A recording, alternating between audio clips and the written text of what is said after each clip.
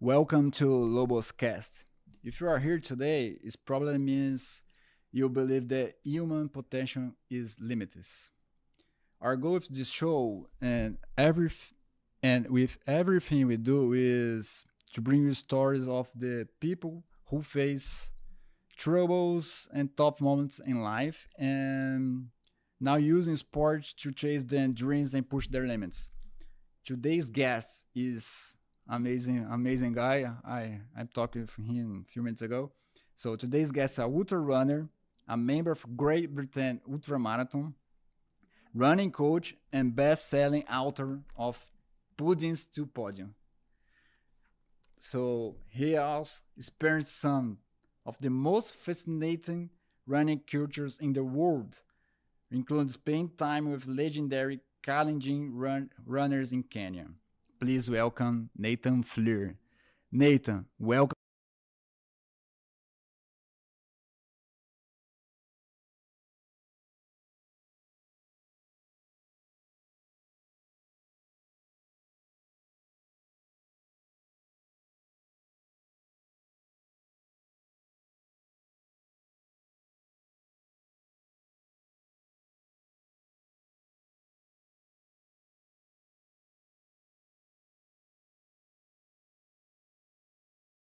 So to start, uh, puddings to podium. How and why? Yeah,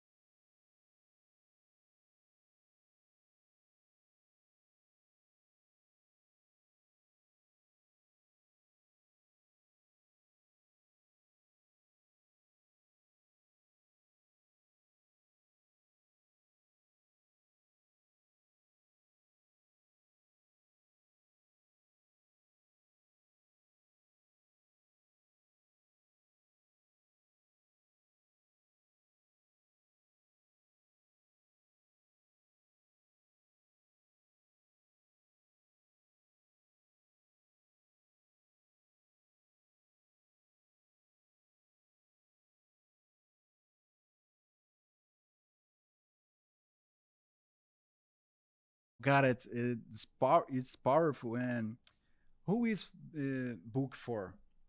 Who is this for book? You know what I mean? yeah. I,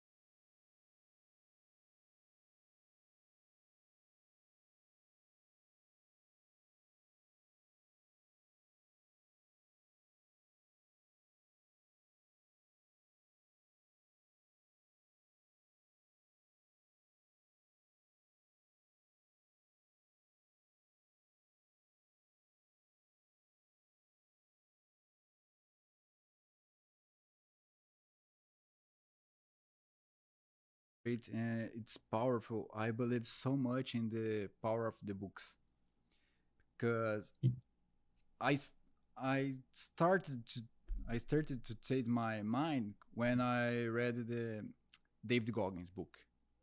Okay. And at the time, I already be an athlete, but David Goggins changed my mind.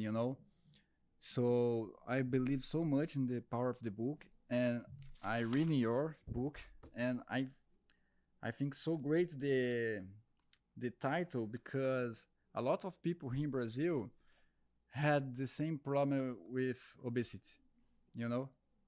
Yeah. So puddings to podiums in Portuguese is something like pudins to pódio in Portuguese. It's similar.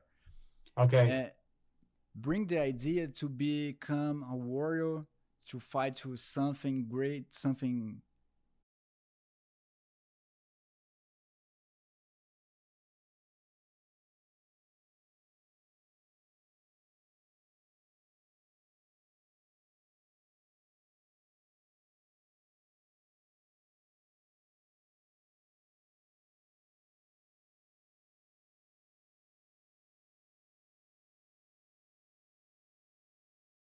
You can call it an infection, if you like, across the world. Yeah, there's Got it. the obesity thing, but there's the mental thing as well. I think, and don't get me wrong, mental health is important, and people suffer, but I think a lot of people can become it's difficult to say it without it coming across the wrong way, but a lot of people have a victim mindset, Oh yeah. and believe, and if we can turn that into more of a sort of, no, I'm not a victim, I'm the creator of my own life. I can change this stuff. And you mentioned David Goggins, and Yeah. yeah, like his message is great. The way he relays the message, actually, it's really important, because he's really hard how he puts it out there. But all these guys, I'm a big fan of Tony Robbins. I don't know if you've ever Oh read or yeah, yeah. watched any of his work. And then even back to the older guys, Dale Carnegie, and these sort of peak performance, positive mindset guys. Yeah, I think we can all fall into the trap of sometimes feeling too negative. It's about how we react to these things, and get ourselves out of them. Yeah, I know. Another guy that I like so much, Joko Willink. You know, Yeah, I I believe the mindset of Joko is more. How can I say? Uh, is more directly to people who want to become warriors. David Goggins yeah, has the mindset to anyone who's changed their lives. It's my vision. Joko, no, you become a warrior on mindset. yeah. So do you have many athletes that you're training? Am I correct?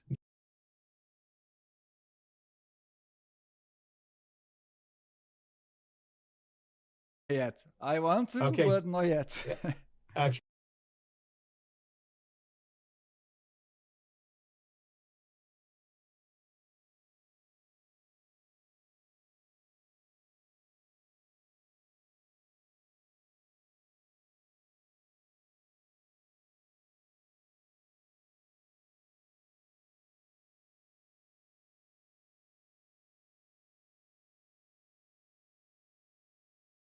Hey, I didn't know it that. Uh, yeah, I yeah, read one book from Joko, leadership, about kids. I never saw. Uh, yeah.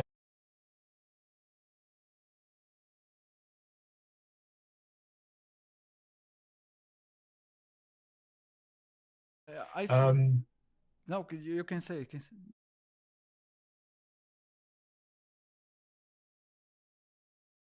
Next question was that.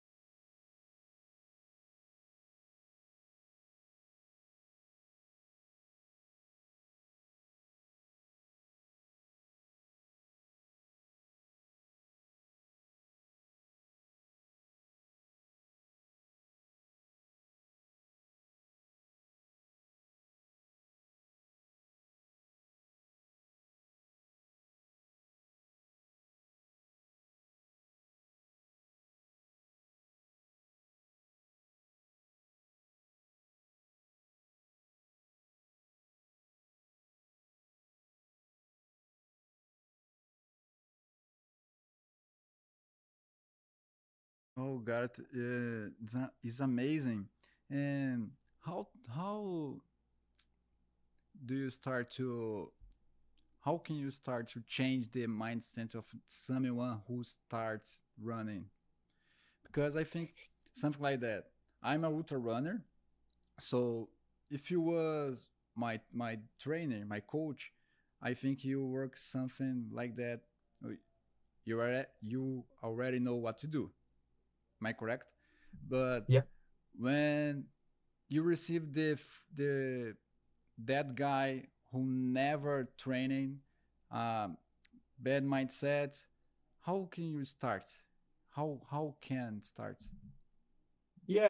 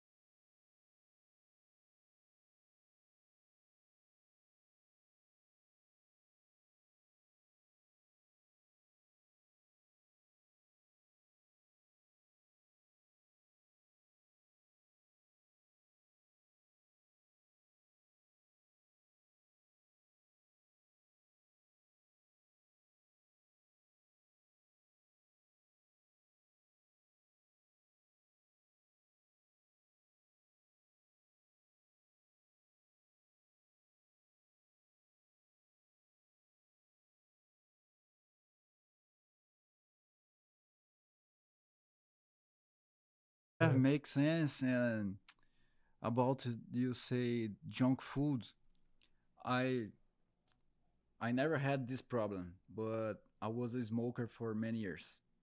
Okay. When I started to become the athlete, uh, overcome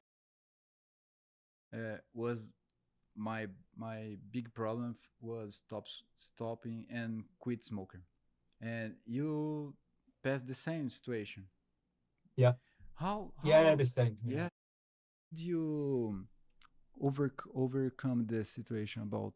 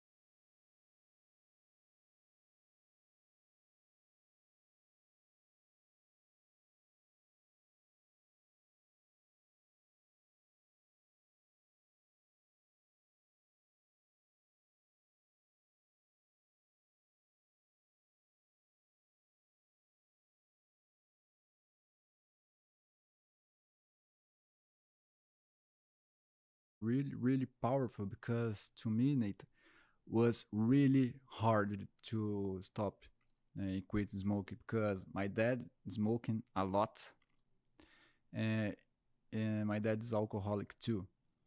Okay. So was really, really hard. So do you And drink? when no, let's be honest, I I become at least 10 years ago, maybe. Before I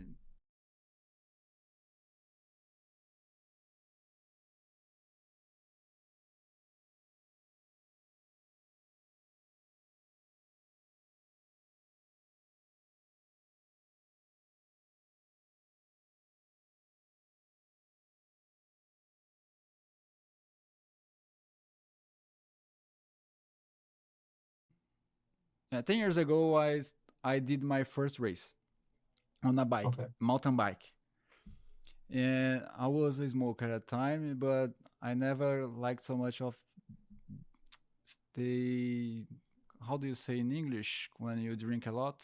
I forgot the word. Drink a lot have me head shake, you know.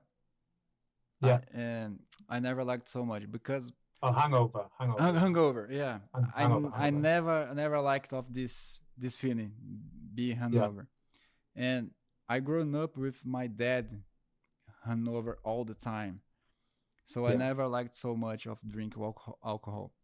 But smoking, I start on army because I served here in Brazil in infantry, and all the soldiers smoke. So was really really hard to quitting, but I never liked so much beers and in Europe you drink a lot vodka. I never Yeah. yeah never Not so liked much it. in Europe.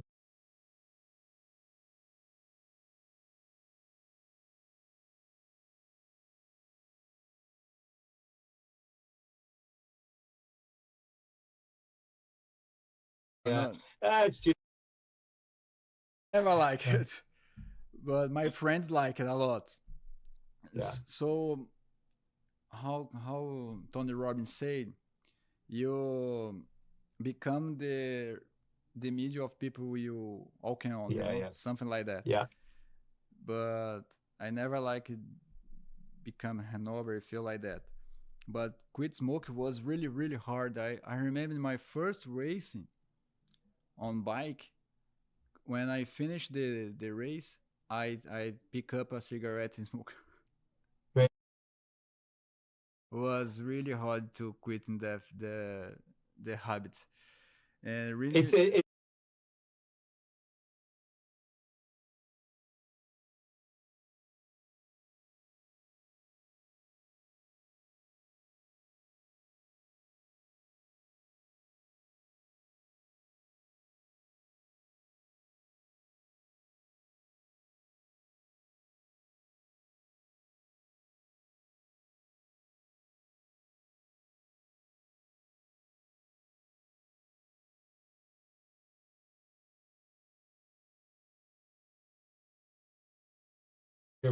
it's uh,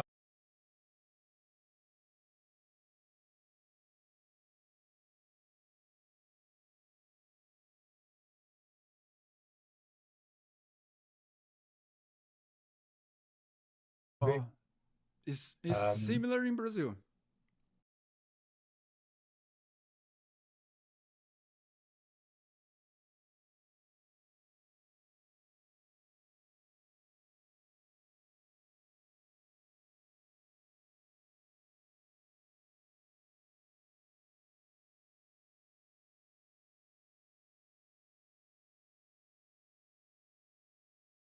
People smoking, but it's not allowed to smoking on public space. okay. Yeah. Some Yeah. people like subway, bus is not allowed. But people smoking a lot on the streets, uh, Yeah. or teenagers is smoking a lot right now. I think, Really. Yes. yeah, yeah. Yeah. So now we have a big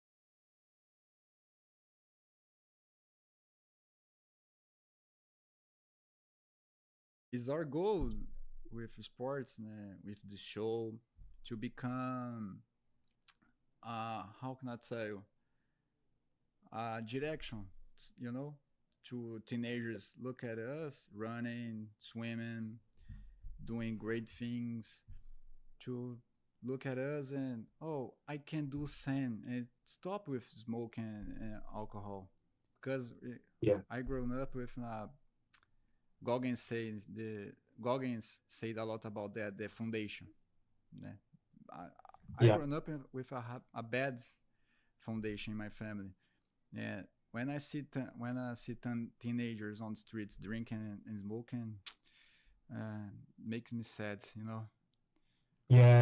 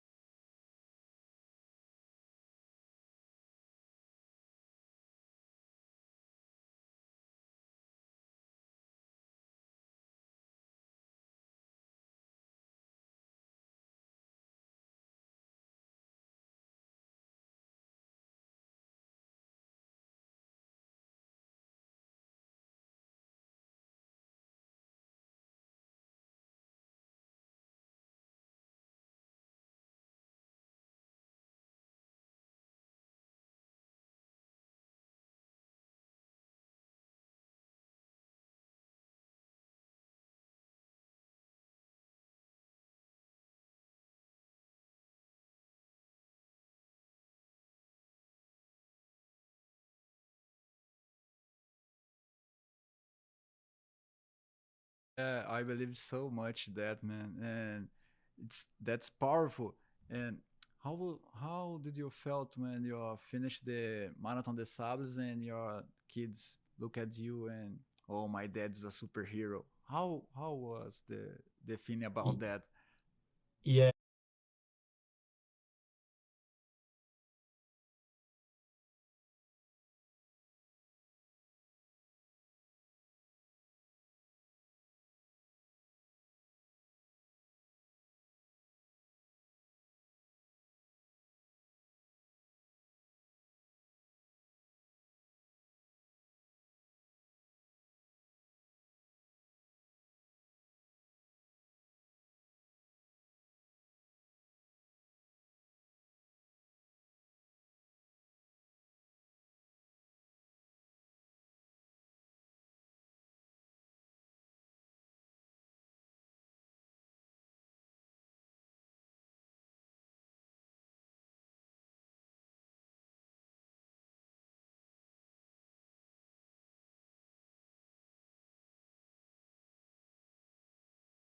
But they were in.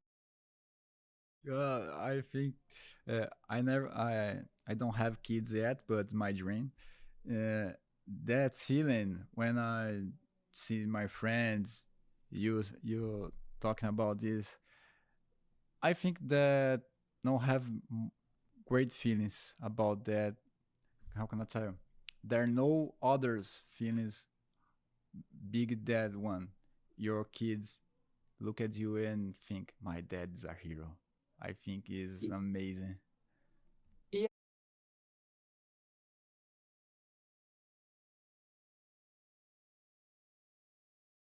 they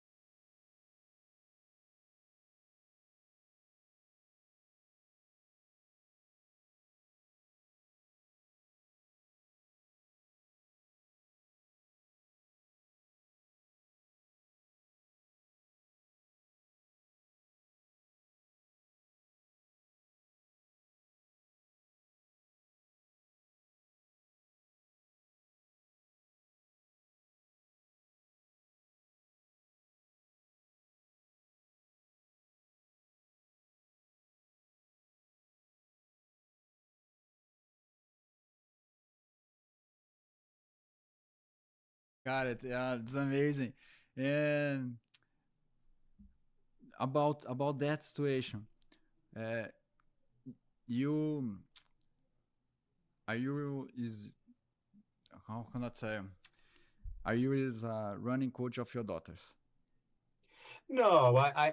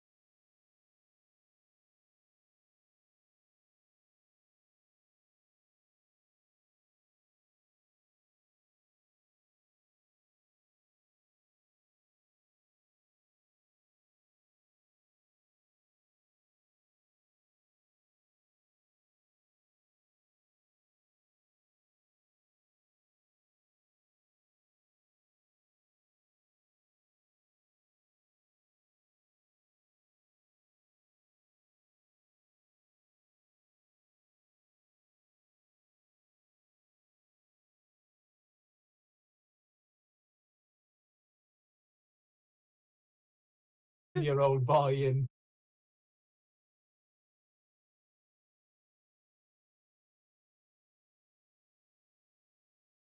Uh, I don't know how works that there, but here in South America, a lot of kids, the boys, want to be a soccer player. A lot.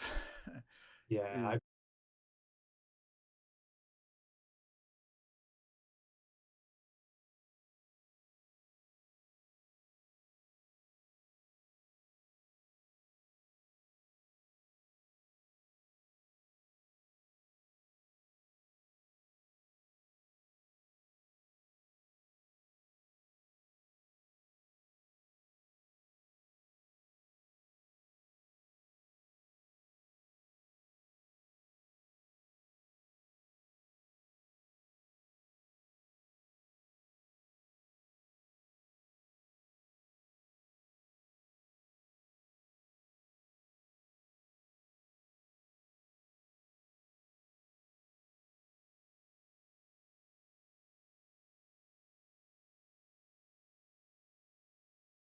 You'll be amazing receive you and your family here. My home is 5 minutes by walking from Corinthians Stadium.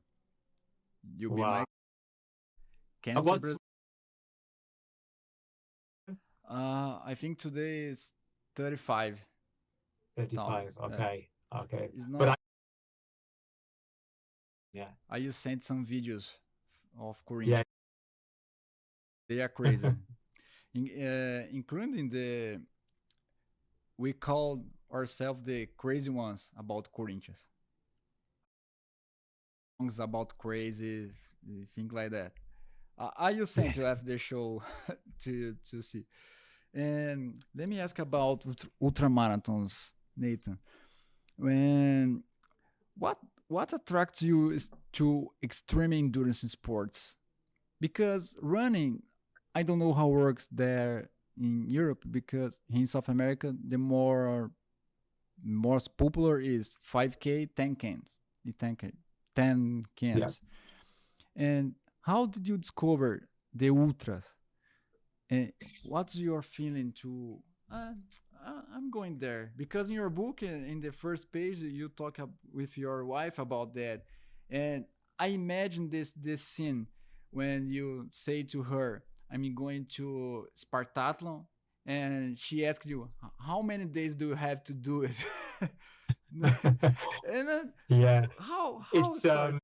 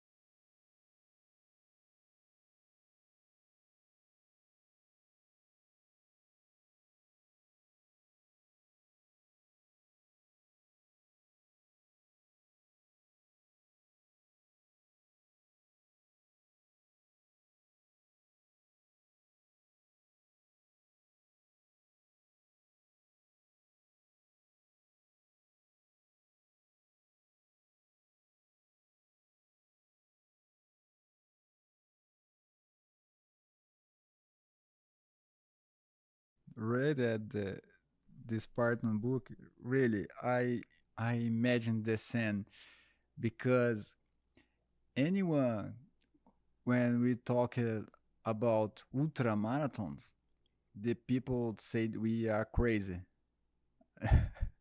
And your wife, I imagine, look at you. How many days do you have to do that? It was amazing to read that part.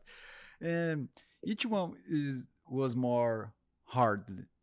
24 hours or the Spartathlon? Each one.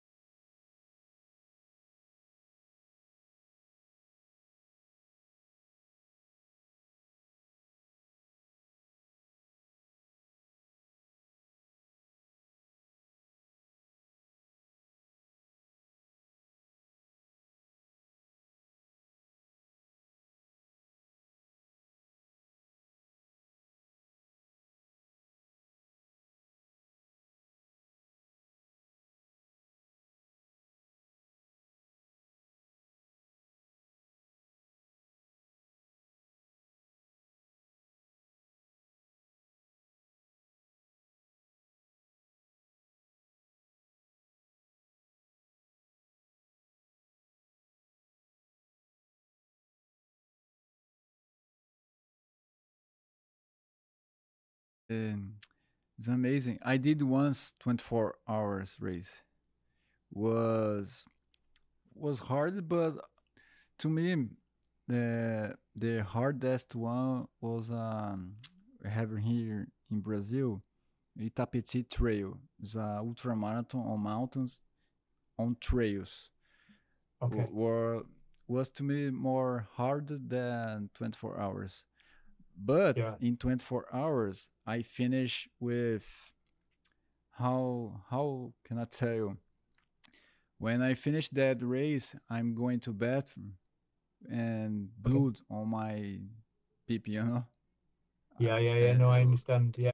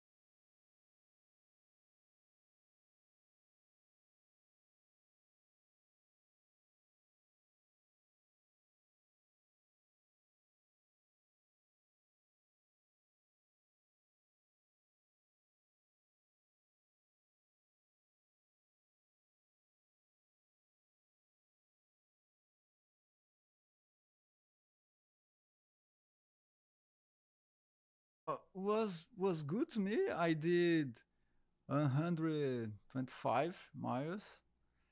Okay. I think that at the time, mentally, I was not strong as I mean today. I think I'm more. I have more discipline to long races and not want to quit any moment or all the time think about quitting because in my first ultra marathon uh, at uh, how can I tell you, each 5-10 minutes my mind is thinking about quitting in my Yeah. first one. In 24 hours, okay, I'm already here, so I'm going to the end. But physical, my body was uh, blood on my pee. My foots are completely many stress fraction. You know, Yeah, yeah. so it was hard. But yeah, I'm doing again this year. You're doing it. Yeah, We forget. We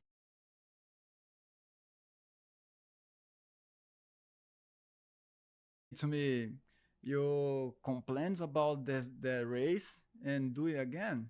Oh yeah, Yeah. I'm complaining when I'm going there, and at the moment when I finish, I'm doing again. I think Yeah, it's because the human limits we born to go beyond.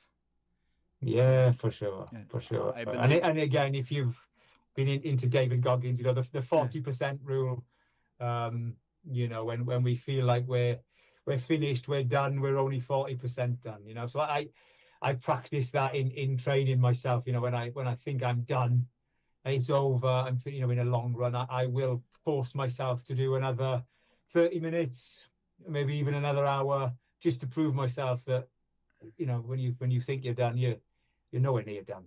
We can always find more. yeah, exactly. We need to prove ourselves and push our limits to go beyond. And about that, you have been with the Kalinjis in Kenya. How works their mindset?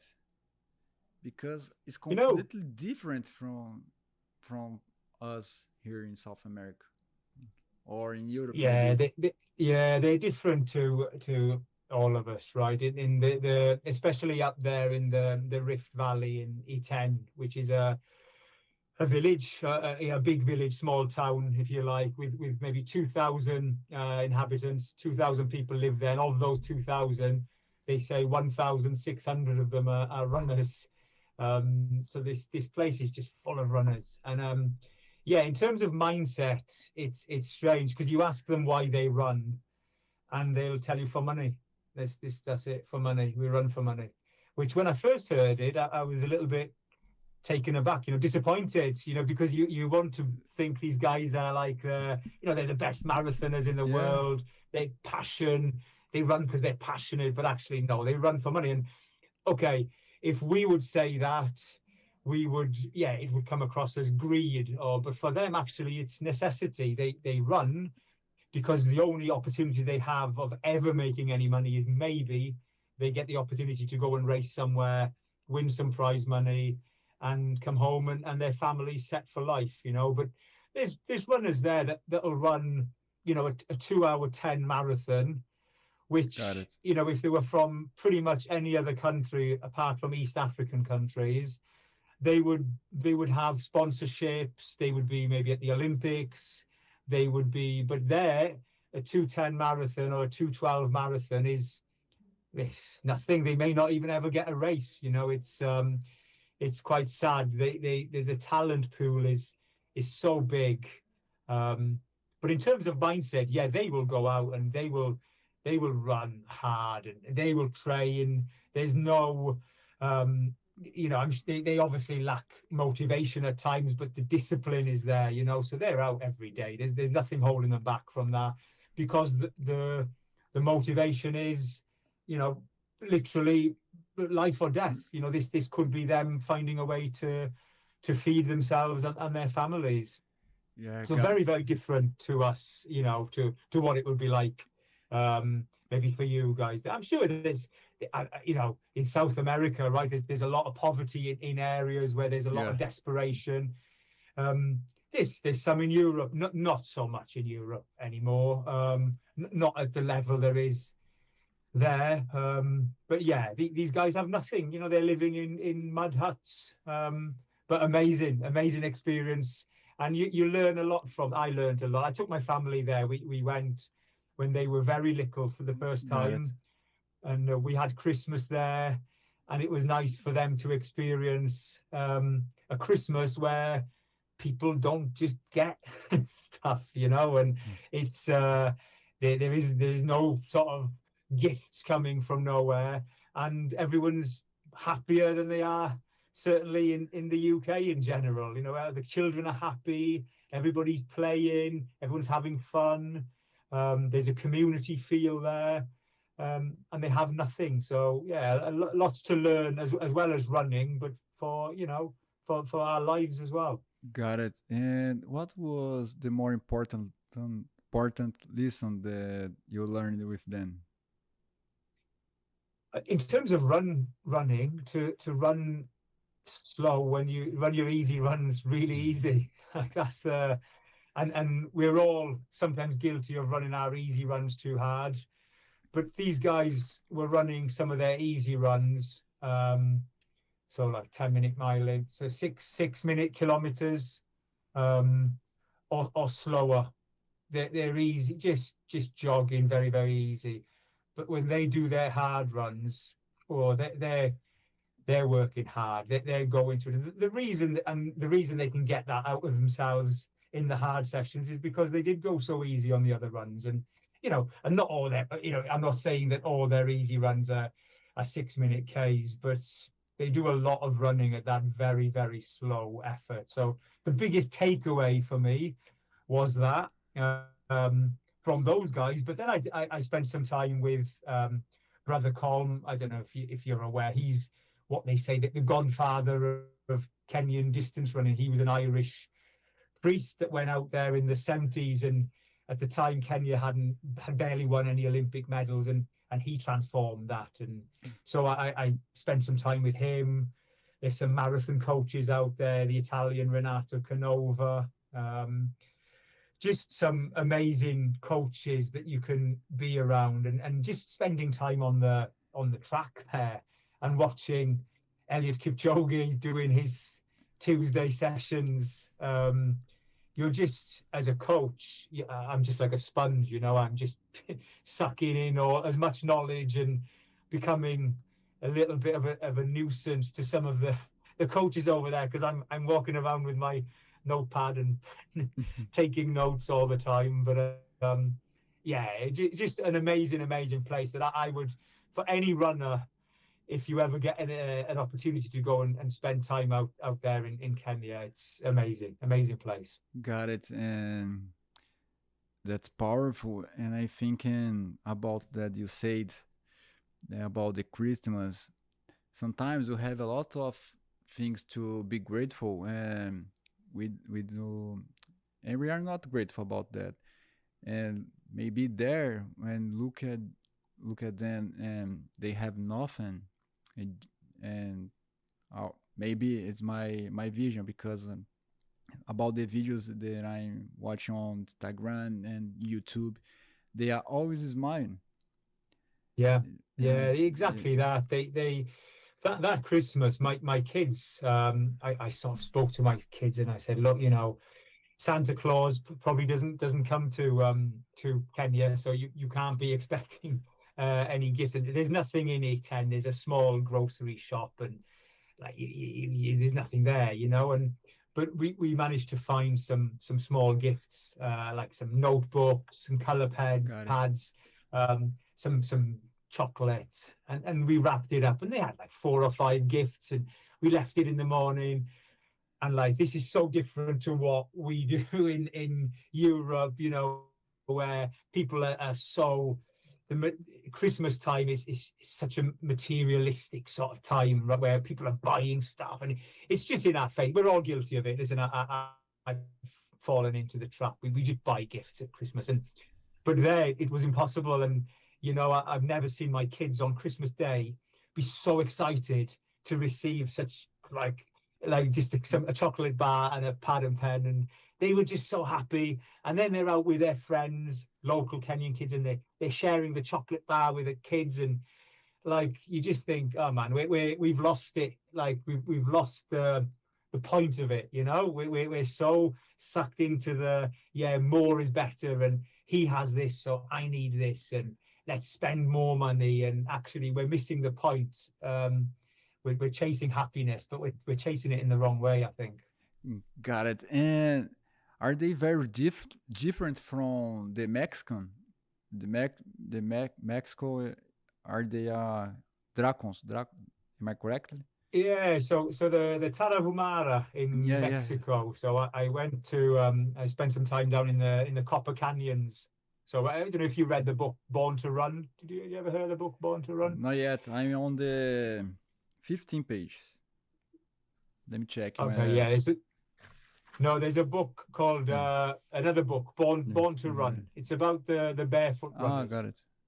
And it's about this tribe, and they have the ultra runner Scott Jurek goes to the Copper Canyons, and he goes to race against this Tarahumara tribe, which are the running tribe, they're known as. And yeah, so they're deep inside the canyon, very difficult to get to. We drove down there again. I took my family. We stayed in a sort of cave down there, and I took the kids, and to get through there, we have to bypass a cartel roadblock. So we're used to in Europe having a police roadblock, but there it was cartel guys with guns, and they asked, well, you know, what are you doing coming down to these canyons?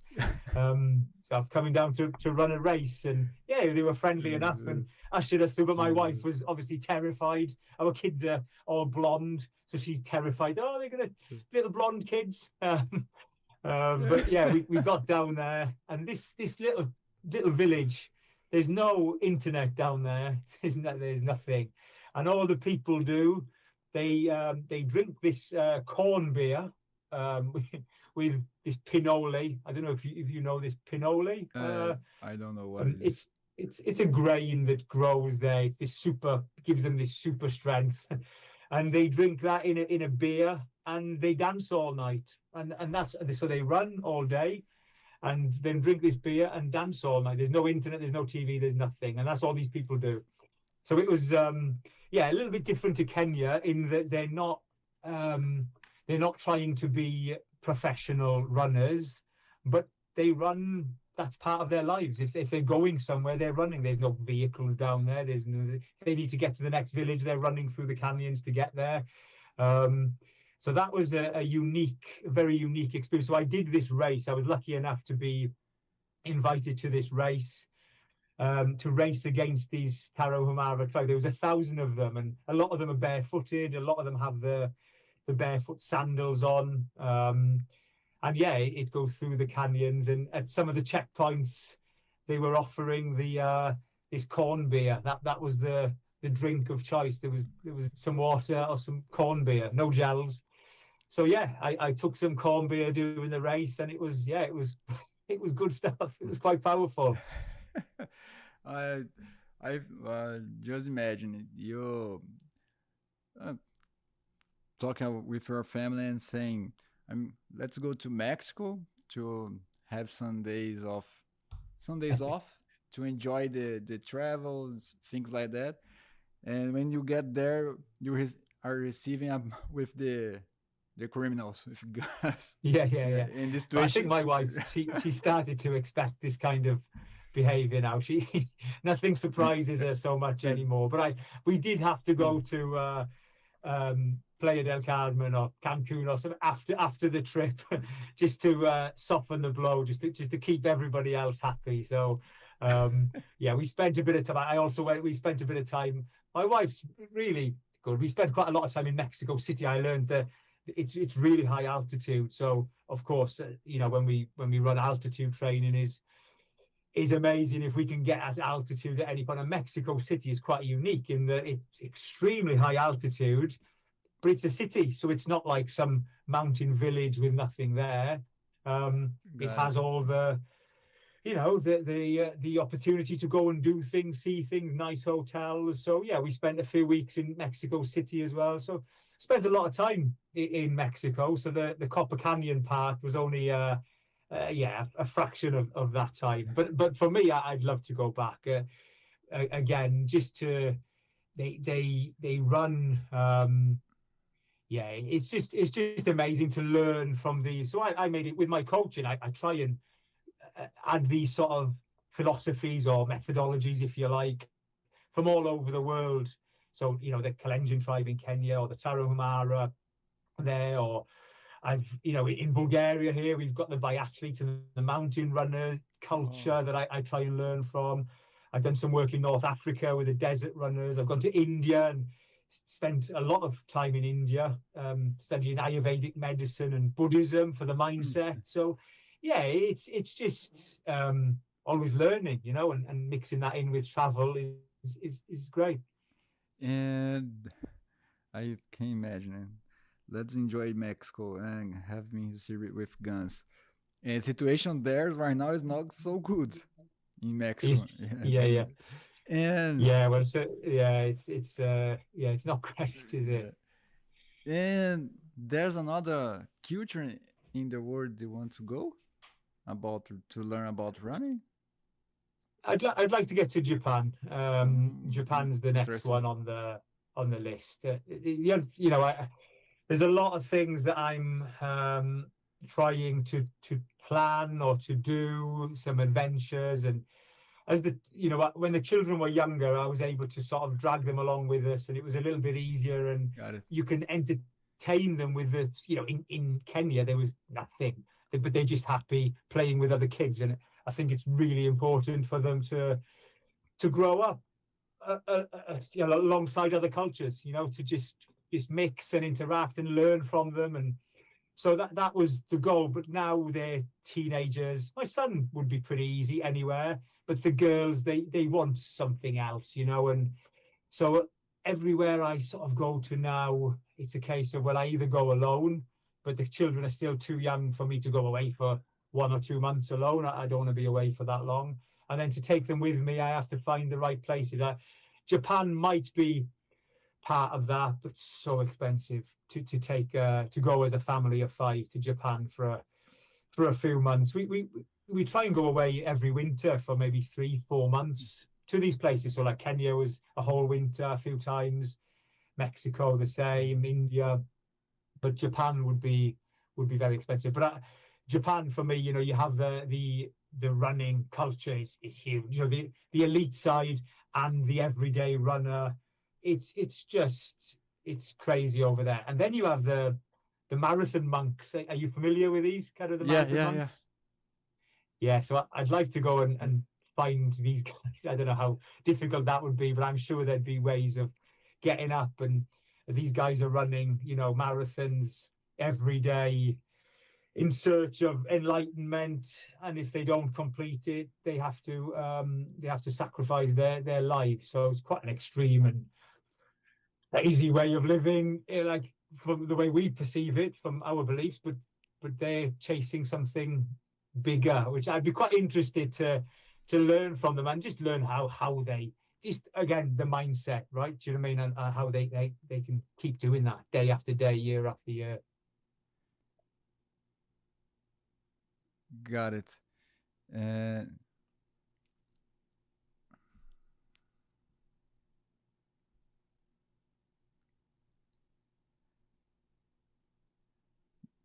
Nathan, wait a minute because Nathan, you're listening?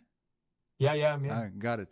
And we we getting to close to end our show, and I have more two questions for you. What does endurance mean to you, and what advice you give to someone who wants to start to running? So endurance to me is yeah, having the uh yeah, to keep going, just to keep whatever that goal is, whether that's To in terms of running, that would be, whether it's starting, running a 5K, 10K. I think we can get carried away sometimes with the ultra running thing, and so I'm a big fan of David Goggins as well, but I think when he doesn't make it easy sometimes for people to just get started, because he has these huge goals and I'm running 100 miles and stay hard and keep doing it. And yeah, I think with a little bit of experience, this stuff's great. But for somebody starting, I think maybe it can go the other way. It can turn somebody off of running. That's not taking anything away from David Goggins. I think he's brilliant, by the way. So yeah, I think endurance for me is just keep going. Whatever your goal is, stick with it. Keep going, whether that's in a sporting life, business life, whatever it is. Just keep striving to be the best you can be. Got it. What advice you give to someone who wants to start running? Just get the shoes on and get outside. Just do it. The best advice ever. Don't let anything hold you back. So many people I speak to that are, and I understand it. They lack confidence. Certainly, a lot of people are overweight, so they start in running because they're overweight. So there's a big confidence thing. It's not as easy as just for them just to get outside and run. But I think, yeah, just do it. Like just do it. Just go and start. And 5 minutes. My first run was less than a mile downhill. That was the very first run I did. And when I got to the bottom of the hill, I was coughing. I couldn't breathe. I was sweating. I was red. And then I had to walk back up the hill, and it was less than a mile just downhill. So I would say, yeah, just do it, just like, and then just stick with it, and because those first, I think, until we can run, and so I say this to my wife all the time. My wife doesn't run, and she has started running at times, and then she says, I just don't enjoy it, and I'd say, you need to get to that point, and you'll know this as well, kind of where you can run an hour or more, because until that point, it's not very enjoyable, right? It's hard. It's really hard. And when people are talking about 100-mile races or marathons or 50K, we're quite blasé about it. We make it sound like, oh, it's nothing. But it's hard, man. It's hard. And so it is a case of just stick with it, persevere. And when you can run for an hour, that's when you start to feel the real enjoyment of being able to run. And then from there, who knows where you end up going with it. Got it. Nathan, thank you so much for being here with us and share your history with us.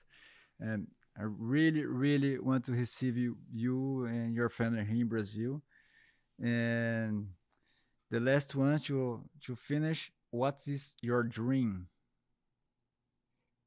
My dream? Oh, wow. Do you mean in terms of running or in life in general? In life in general.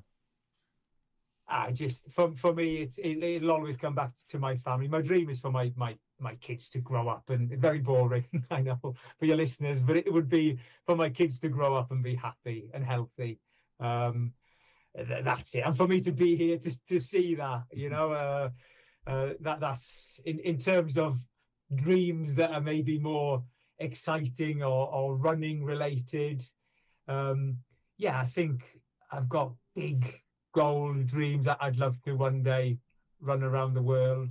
That might be a pipe dream, I think, with tensions around the world now. I'm not sure how realistic that is to actually go through all these countries. But yeah, in terms of running goals, that would be the dream then, the dream goal. Thanks.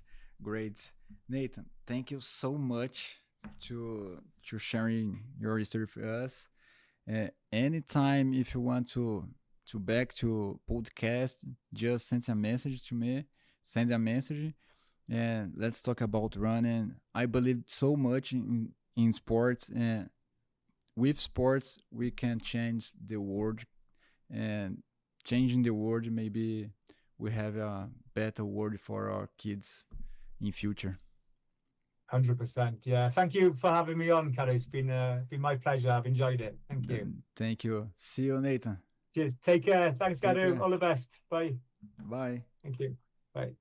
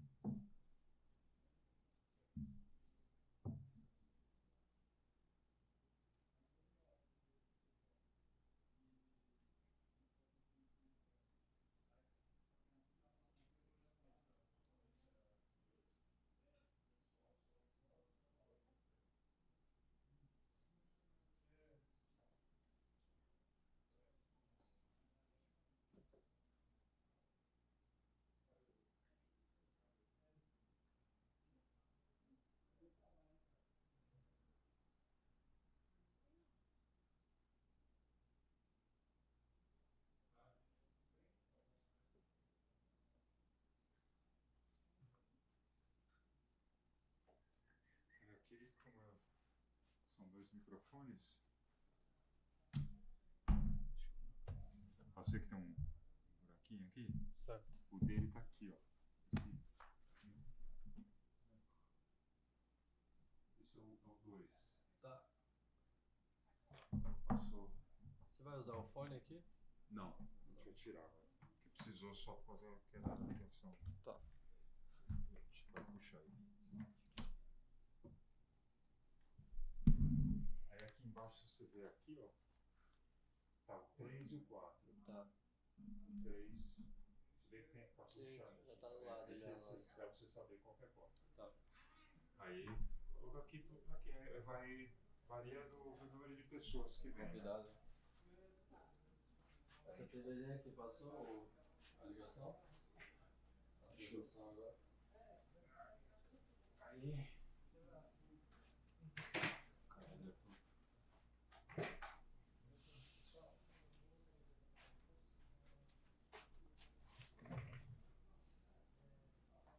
Deixa eu pegar o Porta o celular.